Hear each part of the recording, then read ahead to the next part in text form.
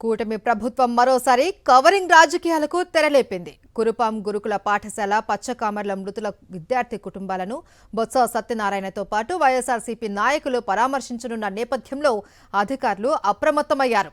పార్వతీపురం ప్రభుత్వ ఆసుపత్రిలో చికిత్స పొందుతున్న 49 మంది విద్యార్థుల్లో 19 మందిని హుటాహుటిన డిశ్చార్జ్ చేశారు. ఇప్పటికే పచ్చకామర్ల వ్యాధితో ఆసుపత్రిలో చేరుతున్న విద్యార్థులను మలేరియా బాధితులుగా నమోదు చేస్తున్నారు. కానీ వారికి మాత్రం పచ్చకామర్ల వ్యాధికి సంబంధించిన చికిత్స అందజేస్తున్నట్లు సాక్షి పరిశోధనలో తేలింది.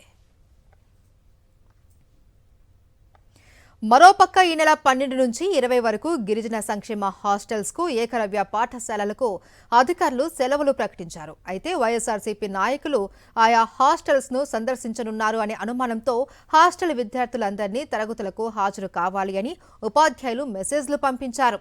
పాఠశాలలో తాగునీరు, పారిశుద్ధ్యం, టాయిలెట్ల నిర్వహణ, హాస్టల్ రూమ్స్ నిర్వహణపై 8 మంది అధికారుల బృందాన్ని కమిటీగా ఏర్పాటు చేశారు. ఈ కమిటీ నివేదిక ఇవ్వకుండానే సెలవులను రద్దు చేసి తరగతులను నిర్వహించనున్నారు. ఇప్పటికీ హాస్టల్లో తాగునీటి వసతులు పునరుద్ధరణ కాలేదు అని విద్యార్థుల తల్లిదండ్రులు ఆందోళన చెందుతున్నారు. పచ్చకామర్ల వ్యాధి సోకినప్పటి నుంచి ఇప్పటి వరకు అధికారులు సరైన సమాచారం ఇవ్వకుండా మభ్యపెడుతూ ఉన్నారని గిరిజన సంఘాలు ఆరోపిస్తున్నాయి.